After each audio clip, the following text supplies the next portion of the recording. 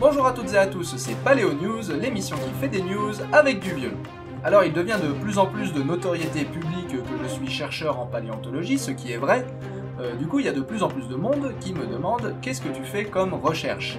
Alors il y a ceux qui le demandent gentiment et il y a ceux qui le demandent en disant ouais ben alors qu'est-ce que t'y connais toi pour te croire plus intelligent que insérez ici pseudo-scientifique de votre choix. Alors du coup aujourd'hui on va parler de mes recherches puisque deux des articles qu'on va aborder aujourd'hui sont directement issus du travail que je fais. On commence par cet article sur la paléoneurologie d'Anteosaurus magnificus, donc la paléoneurologie c'est-à-dire l'étude du système nerveux des espèces éteintes, de Anteosaurus magnificus qui est un magnifique dinocéphale. Alors magnifique dinocéphale dont je vais vous montrer cette très très belle reconstitution faite par Simplex Paléo. Salut Simplex. Voilà, allez voir sa chaîne, c'est que du bon. Donc Simplex Paléo qui nous a fait cette magnifique reconstitution de Anteosaurus magnificus. Donc vous voyez, Anteosaurus magnificus c'est un dinocéphale, c'est-à-dire que c'est un reptile mammalien qui date du Permien moyen. Et il est, comme vous le voyez, carnivore en train de s'attaquer à ce Moscognathus qui lui était un autre dinocéphale mais herbivore. Donc c'est un des éléments de la faune sud-africaine les plus abondants du Permien moyen.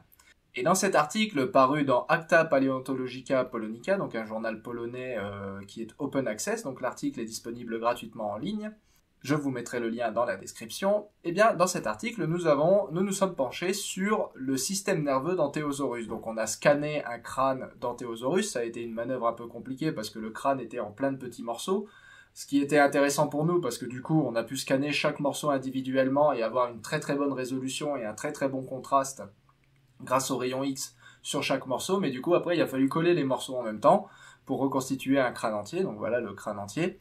Et donc on s'est penché sur l'oreille interne et le cerveau d'Anteosaurus, et en fait ce qu'on a découvert c'est que l'oreille interne et le cerveau d'Anteosaurus ont des adaptations pour une chasse de proie rapide, on va dire. Donc comment on sait ça? Eh bien, l'oreille interne d'Anteosaurus, c'est ce qui est en violet ici. Elle comporte des canaux semi-circulaires, comme tous les vertébrés. Comme tous les vertébrés ont des canaux semi-circulaires, un pour chacune des trois dimensions de l'espace. Et ces canaux semi-circulaires, chez Anteosaurus, ils sont relativement grands, beaucoup plus grands que son relatif Moscognathus ici, et beaucoup plus grands aussi que ceux des autres carnivores de la même époque et plus ou moins de la même taille, comme les Lycosuchidés par exemple, qui étaient des thérocéphales aussi de grands carnivores du Permien moyen. Donc ces canaux semi-circulaires sont plus grands que tout ce qui existait à l'époque d'Anteosaurus. Voilà. Et le cerveau, lui, comporte cette chose, ce bulbe ici. Et ce bulbe très développé, c'est le lobe floculaire du cervelet. Et le lobe floculaire du cervelet, comme l'oreille interne, jouent tous les deux un rôle directement dans la locomotion et aussi dans la traque des proies. Donc ils coordonnent les mouvements des yeux, de la tête et du corps dans la traque de la proie. Ça, on le sait parce qu'on a pu étudier les animaux modernes pour le déterminer. Et ces adaptations-là, donc un très très gros lobe floculaire et de très très grands canaux semi-circulaires, eh bien, ce sont des adaptations qu'on retrouve chez des prédateurs rapides, notamment chez les guépards et surtout chez les vélociraptors. L'oreille interne et les lobes floculaires d'Antéosaure, quand je les ai vus la première fois, quand je les ai reconstitués pour la première fois en 3D, le premier truc qui m'a frappé, c'est à quel point ils ressemblaient à Vélociraptor. Et ça, ça veut dire que Anteosaurus était un chasseur relativement agile, contrairement à ce qu'on pourrait croire quand on sait qu'il pesait quelques tonnes, enfin au moins une tonne. Donc ça fait une bonne tonne de monstre quand même, donc je vous remets l'image de Simplex Paléo. Voilà, faut vous imaginer que cette bête-là, ça devait faire autour d'une tonne à l'âge adulte. Eh bien, cet animal-là, il était en fait rapide. Alors, c'est pas si étonnant que ça, parce qu'on a quand même des animaux qui dépassent la tonne aujourd'hui qui sont rapides, comme les rhinocéros, par exemple. Les rhinocéros sont capables de courir vite, de galoper. Donc, c'est pas si étonnant que ça. Et on pense, du coup, que l'antéosaure devait être un animal relativement rapide. Le problème, c'est qu'on n'a toujours pas de squelette pour Antéosaure. C'est d'ailleurs pour ça qu'on s'est mis à étudier l'oreille interne et le cerveau. C'est parce qu'on n'a pas vraiment de squelette d'Antéosaure. On a un beau squelette de Titanophoneus, qui était un proche cousin d'Antéosaure, mais on n'a pas de beau squelette d'Antéosaure. Donc on ne sait pas trop comment il se déplaçait l'Antéosaure. Et maintenant qu'on a cette oreille interne, on est capable de faire des hypothèses sur la façon dont Antéosaurus se déplaçait. et tout dans le système nerveux d'Antéosaurus indique qu'il se déplaçait rapidement. La deuxième étude dont je voulais vous parler, c'est une étude qui est parue dans Paléogéographie, Paléoclimatologie et Paléoécologie, et à laquelle j'ai participé. Je ne suis pas le premier auteur, mais vous pouvez voir ici, j'y ai participé. J'ai notamment fait les reconstitutions 3D pour cette étude, et c'est une étude qui s'intéresse à Diictodon. Diictodon, c'est un petit, encore une fois, c'est un reptile mammalien, mais cette fois un herbivore. Ça fait partie des dicynodontes, c'est-à-dire les reptiles mammaliens avec un bec et des petites défenses sur le côté. Donc ils avaient à la fois un bec et des dents, des grandes canines. Donc les diictodons sont parmi les plus abondants de ces reptiles mammaliens. Et là, ce qu'on a découvert, enfin ce que nos collègues et moi-même avons découvert, eh bien, c'est qu'en fait, Diictodon, on le savait déjà, faisait des terriers. Donc là, ce que vous avez, c'est un terrier de Diictodon avec la chambre terminale ici, où se trouve le squelette du Diictodon. Donc ça, déjà, c'est vraiment pas mal comme fossile. Je veux dire, vous avez tout le terrier, plus le Diictodon à la fin dans la chambre terminale. Et en fait, ce qu'on montre dans cet article, c'est que dans cette chambre terminale, il n'y a pas que un diictodon adulte, donc ça c'est le crâne d'un diictodon, vous voyez le bec, vous voyez la défense ici, vous voyez l'œil ici, la fosse temporale, l'arrière du crâne ici. Il n'y a pas seulement un adulte, le squelette d'un adulte, donc là c'est encore, ça c'est le squelette, c'est le spécimen que je vais vous montrer juste après. Donc vous n'avez pas seulement un adulte, mais vous avez aussi un juvénile. Donc vous voyez là, vous avez un scan qui a été fait de ce spécimen-là, et sur ce scan, vous avez l'adulte ici, et vous avez le juvénile juste là, ici grossi. Vous voyez la différence de taille, on la voit mieux sur la vidéo, donc je vais vous montrer la vidéo maintenant. Donc voilà la vidéo, une vidéo en 3D que j'ai faite à partir du scan. Donc ce qu'on a fait, c'est qu'on a ramené ce gros spécimen, là, ce gros bloc, supposément issu d'un terrier de Diictodon. On l'a ramené au synchrotron de Grenoble, où on l'a scanné avec mon collègue Vincent Fernandez. Enfin, en tout cas, Vincent Fernandez l'a scanné. Moi, j'étais pas là. Je crois pas que j'étais là ce jour-là. Mais bref, Vincent Fernandez l'a scanné. Et puis moi, j'ai fait en fait ces reconstitutions 3D. C'est-à-dire qu'une fois que le spécimen est scanné, il faut extraire tous les os du bloc. Et donc moi, j'ai extrait tous ces ossements du bloc. Donc vous avez un gros crâne d'adulte Diictodon. Vous avez ici le bébé Diictodon qui va réapparaître juste en bas ici, voilà, donc bébé Diictodon conservé avec une bonne partie de son squelette, comme vous pouvez le voir. Vous avez un autre animal qui est un thérocéphalien, et ici vous avez d'autres débris, parmi lesquels les débris d'un deuxième bébé Diictodon. Donc ça c'est quand même très très très intéressant, et là en rouge vous avez possiblement un troisième bébé Diictodon, les débris d'un troisième bébé Diictodon. Donc on a au moins deux bébés Diictodon, peut-être un troisième, préservé dans ce supposé terrier avec un adulte Diictodon. Donc ça démontre que, alors les Diictodons, on savait déjà qu'ils creusaient des terriers parce qu'on l'a découvert depuis 1987, on sait que les Diictodons creusaient des terriers, et ça a même été représenté dans le reportage de la BBC, donc je vais vous afficher maintenant ce reportage de la BBC, le moment où il parle des Diictodons. Et dans ce reportage de la BBC, donc on voit les Diictodons creuser des terriers, on voit les Diictodons vivre en groupe. Alors ils appellent ça une colonie, je crois, dans le reportage de la BBC. Donc dans ce reportage, on y voit les Diictodons, enfin dans ce documentaire, on voit les Diictodons creuser des terriers et vivre en groupe. Donc ces terriers, en fait, ils sont tous au même endroit et on a l'impression que les Diictodons, ils font des colonies un peu comme les ratopnus.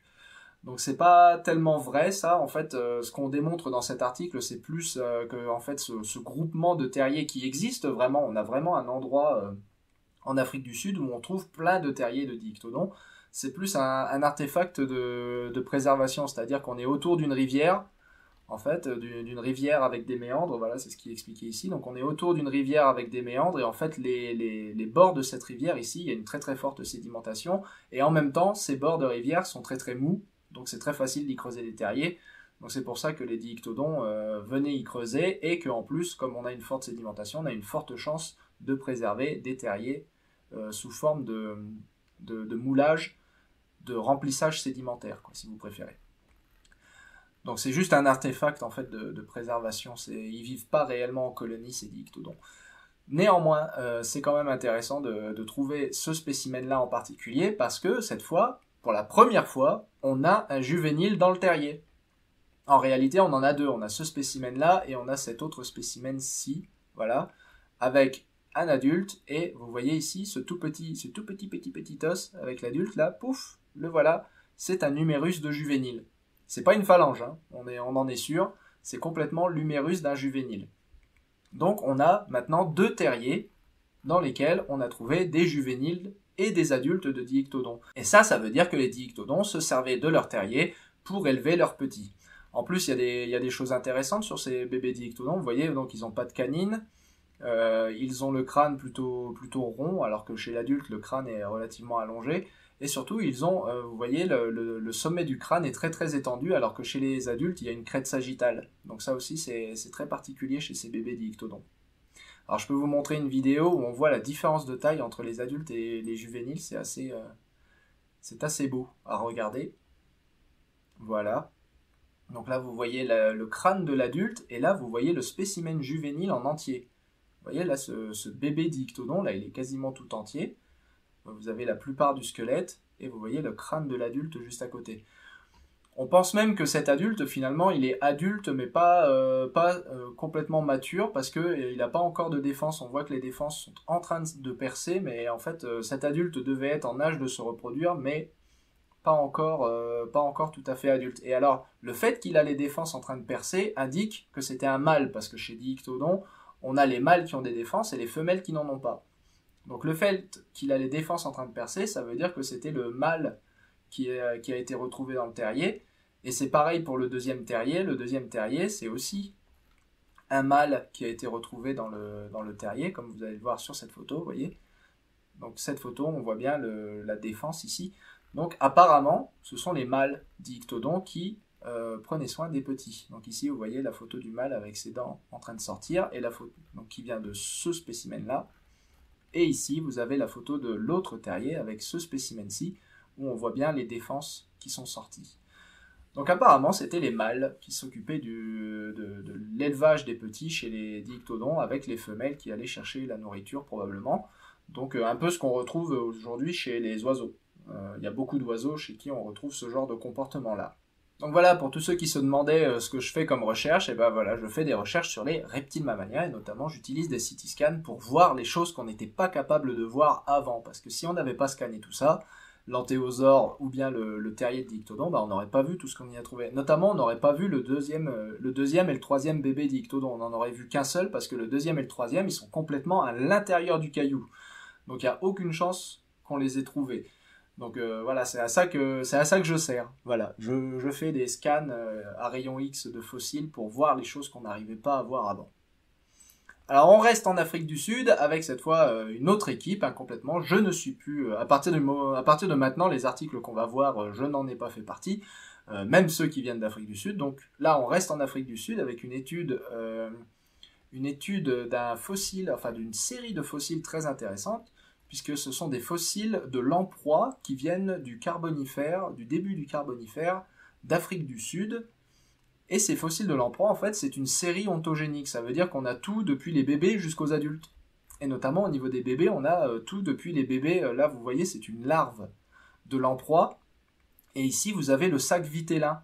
Donc, vous avez vraiment toute la série depuis l'éclosion jusqu'à la lamproie adulte que vous voyez ici, qu'on reconnaît très bien, puisqu'elle a sa ventouse au bout de la bouche.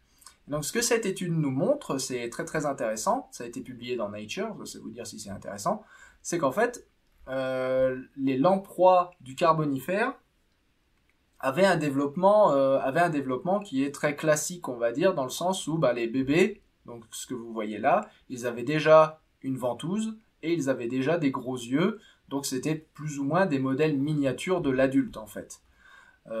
Alors que les lamproies modernes, elles, n'ont pas un développement comme ça. Les lamproies modernes, quand elles naissent, elles ressemblent basiquement à des vers. Elles n'ont pas de ventouse, elles ont des tout petits yeux, à peine visibles à l'œil nu. Donc en fait, on pensait que le développement des lamproies, parce que vous connaissez certainement ce vieil adage qui est que l'ontogénie récapitule la phylogénie, à savoir que les bébés des espèces modernes seraient des images, seraient représentatifs de la morphologie de ce qu'étaient leurs ancêtres, en fait. Donc, en gros, si on suit cette logique, un bébé humain devrait ressembler à un chimpanzé. Voilà. Donc ça c'est pour vous souligner le fait que, globalement, l'autogénie récapitule la phylogénie, ça marche que dans quelques cas très très spécifiques. Ça marche pas en général, en fait. Ça marche quand on regarde les caractères.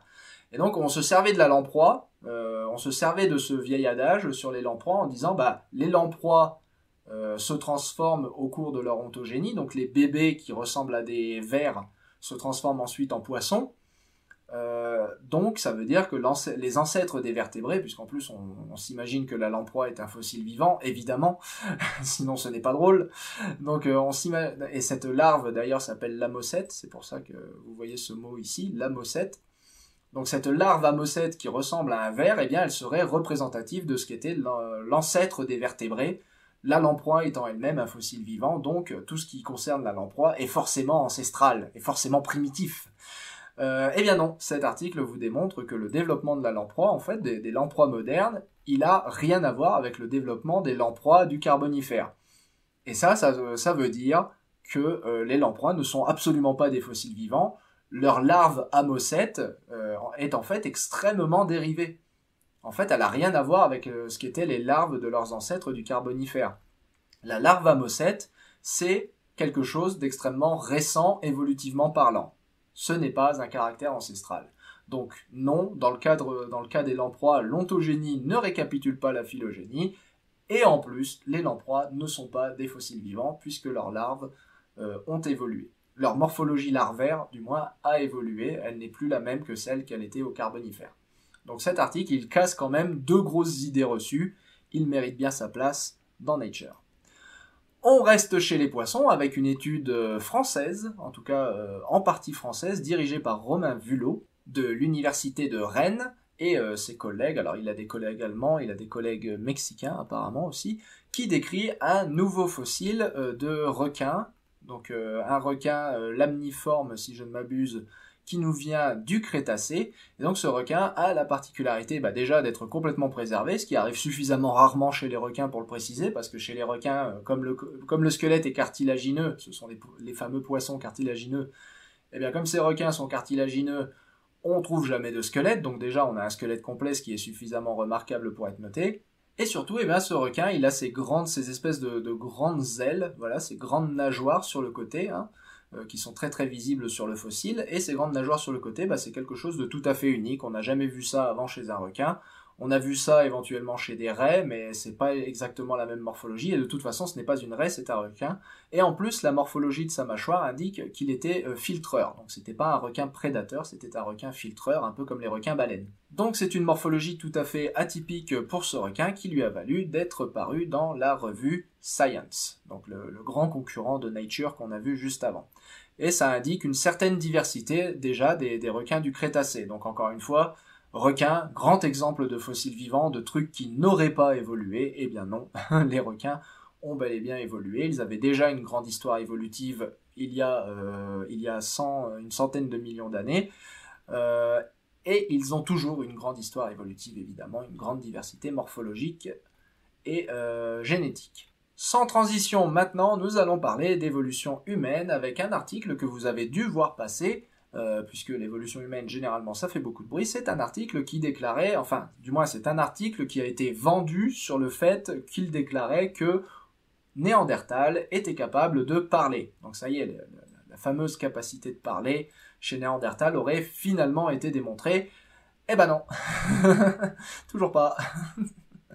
Donc c'est une équipe principalement espagnole qui a publié ça dans une sous-revue de Nature qui s'appelle Nature, Écologie et Évolution. Donc ils ont étudié l'oreille interne et l'oreille moyenne des crânes de Néandertal et de pré-néandertaliens d'Espagne et d'Europe en général, donc les pré-néandertaliens de la Cima de los Huesos, généralement attribués à Homo antecessor. Et donc en étudiant l'oreille interne et l'oreille moyenne de ces Néandertals, ils ont réussi en fait à faire des corrélations avec les capacités auditives des espèces modernes afin de reconstituer ce spectre qui est le spectre auditif, on va dire, de Néandertal comparé à celui d'Homo sapiens en bleu. Donc vous avez Néandertal en bleu foncé, vous avez Homo sapiens en bleu et vous avez les pré-néandertaliens en rouge. Et donc ce qu'il faut voir ici, c'est que les spectres auditifs sont très similaires, les spectres d'audition sont très similaires, à part sur cette extrémité-là, où là vous avez une nette différence entre les pré-néandertaliens d'un côté et les néandertaliens et Homo sapiens de l'autre. Donc ce qui veut dire selon ces auteurs, que Néandertal était capable d'entendre exactement les mêmes choses que Homo sapiens, y compris, évidemment, la parole. Donc Néandertal était capable d'entendre exactement les mêmes choses qu'Homo sapiens. Et apparemment, dans cette région-là du spectre auditif, ce qui s'y passe, c'est surtout des consonnes. Et les consonnes, c'est quand même super important pour articuler et pour se faire comprendre. Donc, on aurait Néandertal qui entendrait la même chose qu'Homo sapiens. Donc ça démontre qu'ils étaient capables d'entendre la même chose, mais ça ne démontre pas qu'ils étaient capables de parler, hein. Exactement comme Homo sapiens. Donc ça suggère très fortement qu'ils étaient capables du coup de parler, puisque ça montre qu'ils entendaient la même chose. Donc ils étaient capables probablement de parler de la même façon. Mais en aucun cas on ne démontre qu'ils étaient capables de parler. Après, ça va quand même dans le sens de plusieurs études qui ont donc notamment l'appareil hyoïde, donc au niveau de la gorge, la glotte. Il y a eu à une époque une étude qui avait dit que les Néandertals étaient incapables de parler parce que la glotte elle n'était pas positionnée au bon endroit. Bon bah tout ça a été complètement débunké récemment. Donc la glotte elle a tout ce qu'il faut où il faut pour que Néandertal puisse parler. On a aussi que Néandertal a un comportement qui est tout à fait similaire à Homo sapiens. Je veux dire, tout chez Néandertal est extrêmement similaire à Homo sapiens, hein. On pensait qu'il n'était pas capable de faire des peintures rupestres, finalement si. On pensait qu'il faisait pas de parure, finalement si. On pensait que c'était un crétin qui vivait dans les grottes. Et finalement, non, il faisait plein de trucs exactement comme Homo sapiens. Donc, Néandertal qui parle, j'ai envie de dire, c'est pas non plus une si grosse hypothèse que ça. Ça va. Donc, oui, je pense, dans mon intime conviction, que Néandertal était capable de parler exactement comme Homo sapiens. Cet article-là tout seul démontre uniquement que Homo sapiens et Homo neanderthalensis avaient les mêmes capacités auditives. Ce qui est déjà remarquable, hein. Je veux dire, on est capable de reconstituer les capacités auditives d'un truc qui a complètement disparu. J'ai envie de dire quand même, faut quand même rendre à César ce qui est à César, c'est une étude qui est remarquable quand même.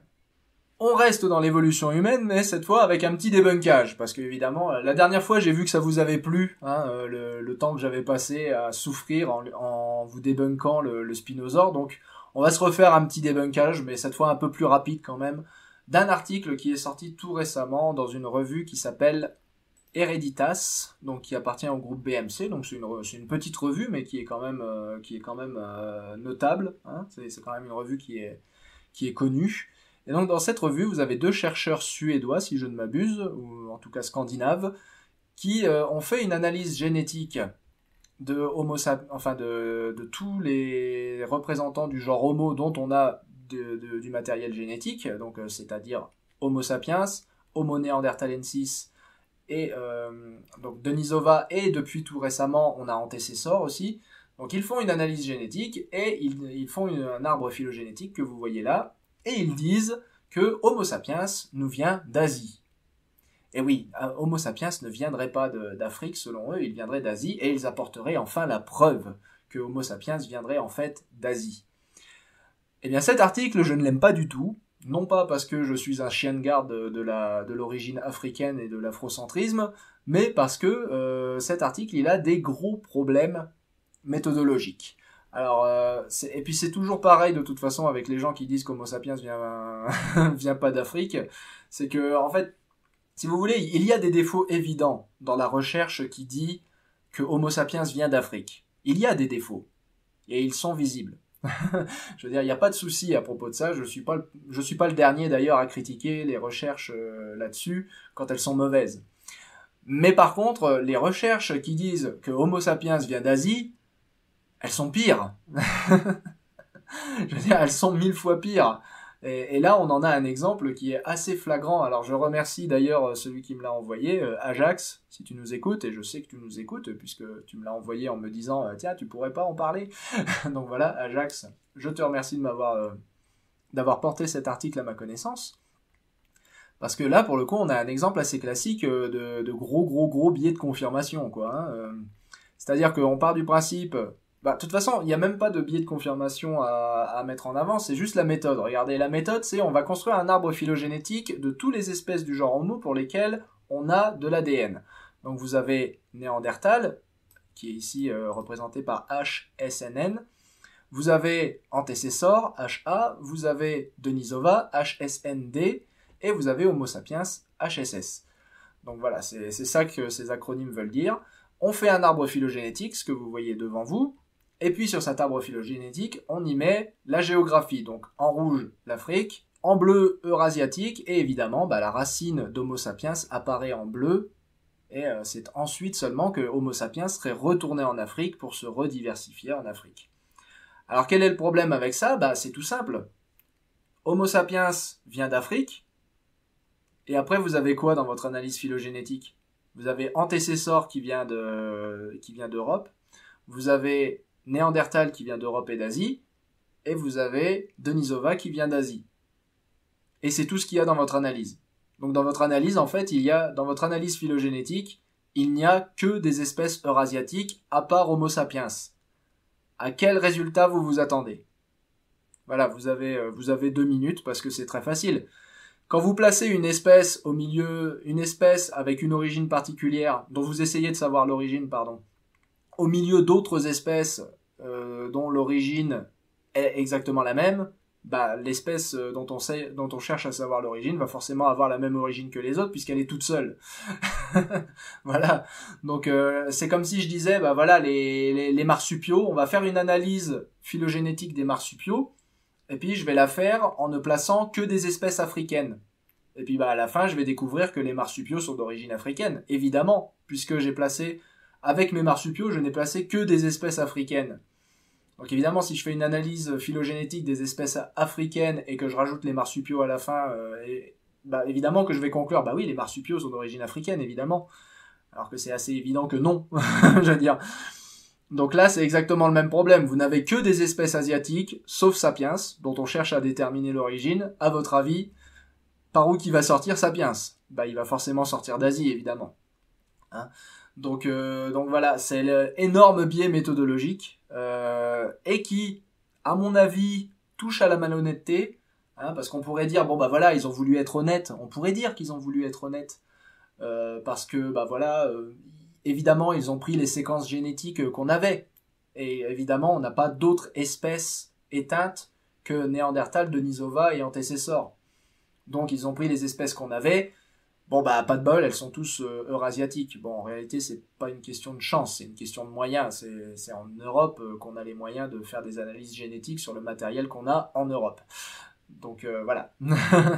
S'il y avait plus d'études comme ça focalisées sur l'Afrique, ça deviendrait intéressant, mais il n'y en a pas. En tout cas, pas pour l'instant. Donc voilà. On a ce biais, on va dire, on a un biais d'échantillonnage majeur pour les espèces qui ont vécu en Eurasie, parce que c'est là qu'il y a les moyens, c'est là qu'il y a le matos, et c'est là qu'on a les séquenceurs qu'il faut pour faire ça. Donc, on a un énorme biais méthodologique de ce point de vue-là, et selon moi, ça touche à la malhonnêteté quand on voit en fait le reste de l'article. Donc déjà, le reste de l'article va passer un moment à essayer de critiquer du coup l'origine africaine, de l'hypothèse de l'origine africaine, mais alors il va le faire en citant des trucs, des journaux, voilà, c'est ce que j'ai mis là, des études qui datent des années 90. Donc voilà, l'origine africaine, c'est de la merde parce que dans les années 90, on a des gars qui ont fait des études, mais ces études elles sont complètement fausses. Alors oui, la génétique dans les années 90, c'est la préhistoire, c'est normal. Regardez, je vous le montre, il cite les études 1 et 2. Donc 1 et 2, vous avez Nature 1987, c'est même pas les années 90, je veux dire, c'est aussi vieux que moi. Et là, vous avez 1991, je veux dire, c'est vraiment la naissance de la génétique. Donc critiquer les résultats des analyses génétiques des années 90, c'est un peu comme prendre une pelle pour essayer d'écraser une mouche. Attaque-toi à quelqu'un de ta taille, je veux dire, prends des études récentes, je veux dire, depuis les années 90, on a des analyses du génome entier qui soutiennent l'origine africaine de l'humanité. On a Je veux dire, encore une fois, pour avoir une origine non africaine de l'humanité, il faut arriver à expliquer pourquoi la quasi-totalité de la diversité génétique humaine est centrée sur l'Afrique. Et pourquoi le reste de la diversité génétique humaine semble avoir divergé d'un tout petit bout de cette diversité africaine qui vient, comme par hasard, du nord-est de l'Afrique. Donc précisément de là où tu t'attends à ce que Homo sapiens ait commencé à conquérir le reste du monde. C'est-à-dire, il faut arriver à se rendre compte de tout ça, à rendre compte de tout ça. Et ça rend pas compte de tout ça. Ça rend compte de rien du tout. Alors, eux, ils se noient dans une explication, hein, où ils essayent de faire en sorte qu'il y ait plusieurs vagues de migration, hein, vous voyez. Donc pour eux, il y a plusieurs vagues de migration depuis l'Asie à l'Afrique, qui ont empilé de la diversité génétique en Afrique, et ensuite toute la diversité génétique eurasiatique a disparu, ce qui fait qu'aujourd'hui on n'a plus que de la diversité génétique en Afrique. C'est pas impossible, hein. C'est pas impossible. Mais alors c'est capillotracté. C'est horriblement capillotracté. Et donc, là où je voulais dire que ça touche à de la malhonnêteté intellectuelle, c'est sur cette figure-là. Donc cette figure-là est censée nous dire, regardez, on a tout le registre fossile humain en Asie qu'on ignore. Alors là, il y a quand même un appel à la théorie du complot qui est excellente. Donc l'appel à la théorie du complot qui dit, vous voyez tous ces fossiles asiatiques qui ont été ignorés par les chercheurs occidentaux, etc., etc. Regardez, on a des Homo sapiens jusqu'à il y a 300 000 ans en Asie. Regardez comme c'est, hein, des Homo sapiens jusqu'à 300 000 ans en Asie, et on a des Homo sapiens archaïques jusqu'à 900 000 ans en Asie. Alors qu'en Afrique, on a Homo sapiens archaïque, il a 300 000 ans, et le premier Homo sapiens, donc sapiens anatomiquement moderne, il a 200 000 ans. Donc là, on a quasiment de l'Homo sapiens archaïque jusqu'à 1 million d'années, quoi. C'est magnifique, c'est grandiose. C'est exceptionnel. Ouais, sauf que cette figure, elle est repompée d'un autre article, donc autre article qui est cité ici, donc article 56. Donc j'ai retrouvé cet article pour vous. Voilà. Donc c'est un article qui a été publié par Hong Hao et ses collègues. Et là, on va retrouver notre figure, qui est là. Ah, mais c'est plus la même, dites-moi. Alors, on a des Homo sapiens, effectivement, sur la figure, Homo sapiens moderne, dont le plus ancien ici est à un peu plus de 100 000 ans, ce qui est tout à fait cohérent avec une sortie d'Afrique il y a entre 100 et 120 000 ans. Avant ça, là, les trucs en bleu, là, dont il disait que c'était des modernes Homo sapiens, là, sur sa figure, là. Avant ça, vous avez, alors, archaïque Homo sapiens, hors Denisovans. Ah, ou des Denisoviens. Ah, mais ça change tout, ça. Parce que des Denisoviens, on en a la preuve qu'ils étaient là il y a au moins 40 000 ans. Et peut-être il y a 100 000 ans. Mais alors, par contre, des Homo sapiens, on n'en a toujours rien. Là, c'est essentiellement du matériel lithique, hein, qu'on a. C'est pas tellement du squelette. Alors après, vous pouvez chercher, c'est l'homme de Dali, là, celui-là qui est considéré comme archaïque Homo sapiens. On peut aller chercher sur Internet l'homme de Dali. Voilà, si vous faites une recherche Google Images avec Dali Skull China, parce que sinon vous allez tomber sur le crâne de Salvador Dali. Donc Dali Skull China, ça c'est le crâne de l'homme de Dali. Voilà, et le crâne de l'homme de Dali, vous voyez, c'est des énormes bourrelets suborbitaires, un crâne, le sommet du crâne bien fuyant, une mâchoire gigantesque. Bref, c'est pas du tout un Homo sapiens moderne, et étant donné qu'on a ces deux gros bourrelets suborbitaires qui lui donnent un air colère, hein, il a pas l'air content, bah ça c'est typiquement Homo heidelbergensis. L'air colère comme ça, c'est heidelbergensis, donc c'est la même espèce supposément la même espèce, parce qu'évidemment les attributions taxonomiques sur les fossiles sont toujours des hypothèses, mais c'est supposément la même espèce que l'homme de Totavel. Donc voilà, ça c'est pas du tout Homo sapiens moderne, hein, ou même relativement archaïque. Je vais vous montrer celui de Jebel Irhoud, donc le Irhoud Skull. Voilà, ça c'est considéré comme Homo sapiens, alors archaïque à tendance moderne, à pas, je veux dire, voilà, le boulet suborbitaire il est beaucoup plus fin, et vous voyez que le crâne il est beaucoup plus haut. Par contre, on n'a toujours pas de menton. Donc vous voyez, ça c'est assez archaïque comme trait. On n'a toujours pas de menton et on a toujours une bonne grosse mâchoire avec un petit museau là. Donc ça c'est typiquement Homo sapiens archaïque. Donc Homo sapiens il y a 300 000 ans. Et d'Afrique, du coup. Afrique du Nord pour celui-là. Donc ça c'est pour la partie bleue de la figure. Et maintenant si on descend à la partie verte, c'est Homo erectus. Hein, alors que là, la partie en bas du graphe là, Archaic sapiens, voilà, donc lui il appelle, pour les vrais paléontologues qui ont fait la figure originale, cette partie en verte c'est Homo erectus, alors que pour lui ça devient de l'Archaic sapiens. Voilà. Donc là on touche à de la malhonnêteté intellectuelle là. Là il y a falsification, je veux dire. Il y a falsification là, des données. Donc non, cet article, non. Il démontre rien du tout. Il démontre absolument rien. La méthodologie de l'analyse génétique est pétée. L'analyse du registre fossile est pétée. Le seul truc que je veux bien lui accorder, c'est qu'effectivement, maintenant qu'on a des données d'Homo antecessor et que, apparemment, l'analyse génétique d'Homo antecessor indique qu'il était plus... que c'est une branche divergente qui serait issue d'un ancêtre en commun entre, d'un côté, Néandertal sapiens et de l'autre, Homo antecessor, on a effectivement une petite suggestion qu'effectivement peut-être l'ancêtre en commun de tout ce beau monde était asiatique. Mais encore une fois, c'est aussi et surtout parce qu'on n'a pas de données génétiques d'espèces africaines de la même époque. Parce que là, ce qu'il faudrait jeter dans le mix, c'est Jebel Irhoud, typiquement. Il faudrait jeter Jebel Irhoud, il faudrait jeter des Heidelbergensis comme le crâne de Kabwe, par exemple, qui vient de Zambie, si je ne m'abuse. Je sais plus si c'est Zambie ou Zimbabwe, mais bref, il faudrait jeter des Heidelbergensis qui viennent d'Afrique, dans le tas, pas seulement des antécessors et des néandertals, quoi. Il faudrait qu'il y ait des espèces africaines dans ce graphe. Voilà, c'est tout. Pour pouvoir réellement tester l'hypothèse d'une origine asiatique. Mais c'est vrai, je leur concède tout de même que Homo antécessor fout la merde. Faut attendre plus de données. Mais en tout cas, ce qu'il y a de certain, c'est que cet article-là, il est daubé. On quitte les vertébrés pour finir en beauté avec les invertébrés. Je parle jamais d'invertébrés, donc voilà, on va parler un petit peu de trucs qui n'ont pas de colonne vertébrale. Voilà, pour terminer, le meilleur pour la fin, j'ai envie de dire, pour tous les invertébristes qui nous regardent, ils sont pas nombreux. Invertébristes, si vous êtes là en train de regarder, lâchez un commentaire que je sache au moins s'il y en a. Je parle tellement tout le temps de vertébrés, je veux dire que je me demande même s'il y a des invertébristes qui me regardent. Alors si vous êtes là, faites du bruit dans les commentaires.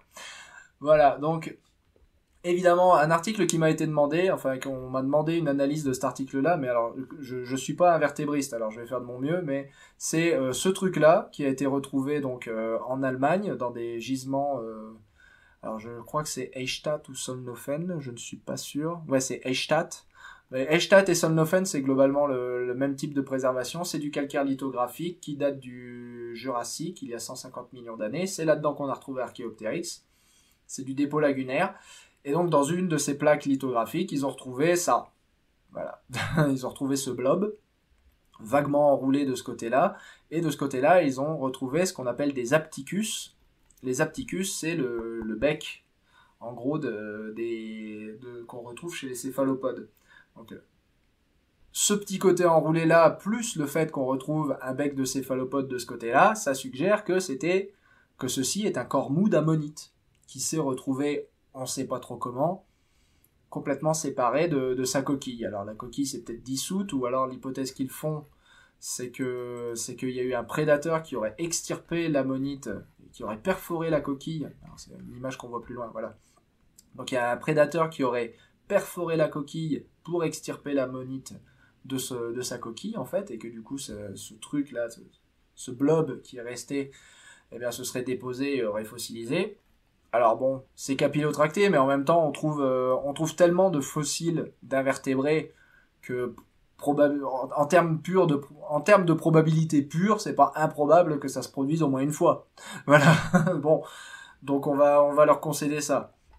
Maintenant, là où j'ai un problème, c'est surtout sur l'interprétation, c'est-à-dire que, ok, je veux bien croire que ça, c'est peut-être du tissu mou d'ammonite. Bon, déjà, l'identification en tant qu'ammonite, dans la mesure où il y a un apticus attaché dessus, c'est à peu près sûr que c'est une ammonite, voilà. C'est à peu près sûr que c'est un céphalopode, et apparemment ils ont identifié l'apticus, il y a des moyens d'identifier ces apticus, c'est définitivement de l'apticus d'ammonite.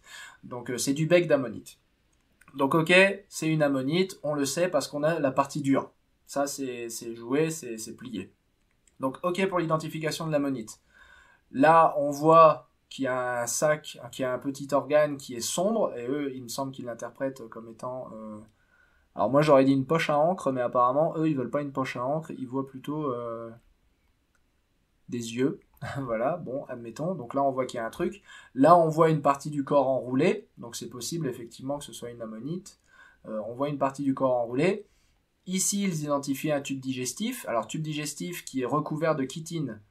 Donc là, ils ont passé ça aux UV. Et effectivement, la chitine brille aux UV. Donc, je veux bien qu'on identifie ça comme un tube digestif. Ça me va. Par contre, le reste, je veux dire, l'organe reproducteur, là... ici le manteau, bouf. Enfin tout le reste quoi. Ici il voit les restes des branchies là sur les côtés là. Ces deux trucs là, ce seraient des restes des branchies. Voilà l'interprétation. Là vous avez une glande salivaire, deux glandes salivaires même. Enfin le reste de l'interprétation, je veux bien croire que ça c'est un œil. Je veux bien croire que ça c'est un bout d'intestin. Le reste, voilà. Le reste, je suis pas convaincu. Le reste, c'est un blob. Donc, et tout le reste, de toute façon, a été identifié juste parce qu'ils ont comparé ça au nautile. Donc, en réalité, c'est juste par comparaison au nautile qu'ils ont identifié tout le reste. À savoir qu'on est peut-être sur une pareidolie niveau intersidéral, quoi, si ça se trouve. Donc, pareidolie, c'est vouloir voir ce qu'on veut voir quand on veut le voir.